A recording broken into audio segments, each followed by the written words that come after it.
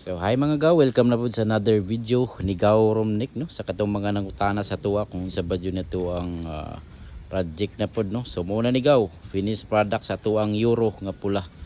So sa katong mga nangutana about sa mga specs no, sa isahon nato ni karon gaw ang part sa tuang euro. Siyempre maguna ta diri gaw sa tuang makina. So stock lang na gaw.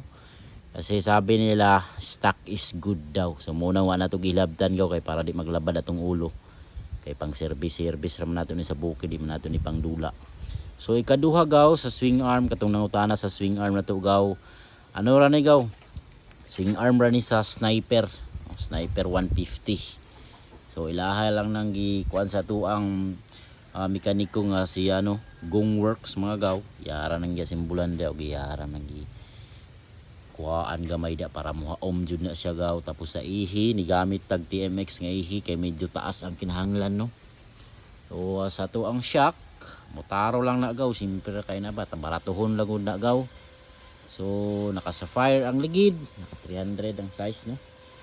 So diri wa kay laing detalye ni motora gaw, ragaw.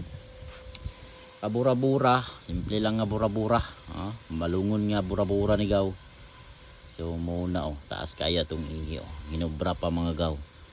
So muna sa tumanubila simpre kanang mga kuan lang Evo nga pikoy-pikoy lang gaw kay wa tay budget pa nang mahalon. Tuang clutch lever, brake lever na to ESB. Kani medyo mahalon niya tuang kuan gaw, clutch lever og kani. Pwede ra na siya mabalik-balik gaw. So muna na kayo sana gaw kay kung matumba ta so di maputol no. Balik siyempre natay lead diha. Tapos raw nakabutang jud na diha gaw, mostly stock pa niya tong unit. So naka police sport nga cowling gaw. Sign na gaw. Tapos naka KX nga tapaludo. Tapos katong nangutana sa telescopic, standard lang yun yung telescopic na to gaw, stock ni niya gaw. Pero gidiskartihan lang sa tuang mekaniko nga si Gung Works no. Extendan lang niya diri sa sulod og uno. Para medyo taas-taas pud sa gamay kaya to ang sa bukid manggod biyahe na to gaw kay lalom ang mga kanal so dili pud kay tantong mubo so para di pud siya masangit. So ato ang kuan rims dayani gaw kuan ni 1917. So 19 sa tubangan gikan ni sa tuang XRM atong gikuha 19. Tapos dito sa likod stock lang na niya gaw 17. So muna gaw. Naka disc brake na pud ni atong Avanti. Ara gaw. Simbulan ra pud na sa tuwa mekaniko diya dara, simbulan braketan og bakal diya gaw para nay mabutangan sa disc brake no. So wa pa jud kaayo ni nahuman niya tong kuan daghan pagbuhaton ani gaw kay ang tanawang yan tasaw gitaya na gaw kay natambak niya ang mga kuan ani. So wa kayo ni detalye, wa kay walay load niya atong unit gaw, stock lang ni gaw kay ra tong tambutso natay pang dipinsa sa init diya gaw. So wala pa gani ang kasanan ni gaw, butanganan pag step nut tri gaw. O pa jud na human kay dugay kay kaning nabisi ang atong mekaniko. Wa nay time din na maapas ba. Nya kinahanglan nato madala karon sa bukid kay tuang sulayan no. So atang-atangin lang niyo ang video ani niya gaw sa tong upgrade ani ato ang unit nga euro nga pula. So makita na mo na yan porma gaw. Nanapod taon siya porma gamay no.